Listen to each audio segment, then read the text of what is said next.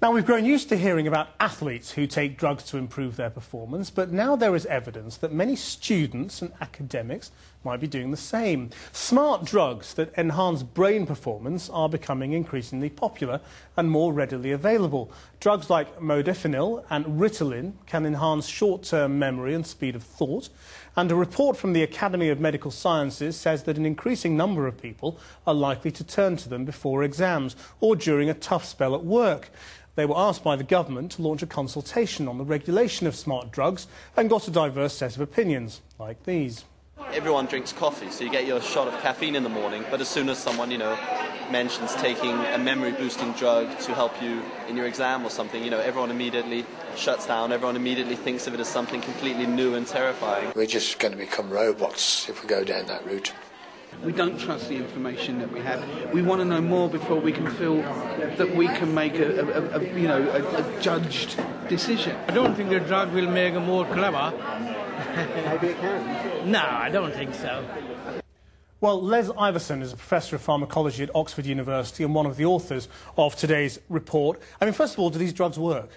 Well, let me just say, before we start talking about smart drugs, that our review covered the whole range of psychoactive drugs, and we were looking at future trends in drugs of addiction, drugs used in psychiatry, and so on. Right. Smart drugs is only one part of it. And the answer to your question is, they do to some extent, but the present-day drugs are really not all that effective in normal, healthy people. What they can do for students is to allow them to stay awake longer and revise for their exams. I think it's very doubtful whether you can actually boost your IQ. But so they don't make you cleverer, but they might help you in the process? Well, it's a question of whether it's a difference between one grade of an exam result and another. And, right. And at the moment... There is an issue, I think, about competitive arena, where exams are a competitive arena, and in sports, as you've already said, we don't allow performance-enhancing drugs. At the moment, if a student takes an exam having taken any of these drugs, have they broken any rules? Or not as far as I know. Can they be penalised for it? That's up to the university and the examination board, and we don't have any regulation at the moment.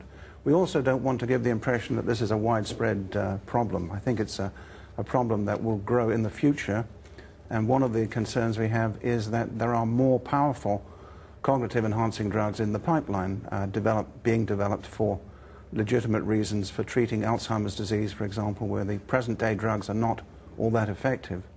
And when one day a really powerful cognitive enhancer comes along, I think we need to be prepared how we're going to handle that in the normal... Because already you can get this stuff on the internet, if you're Well, if you're unfortunately, we used to think prescription drugs for medical indications were restricted to prescriptions from your GP, but nowadays you can buy almost any drug on the internet from internet pharmacies. And I take the case of Viagra. Viagra is a prescription drug. It should only be available for medical reasons, but it's widely used for a whole range of other more frivolous reasons. Les Iverson, thanks very much indeed.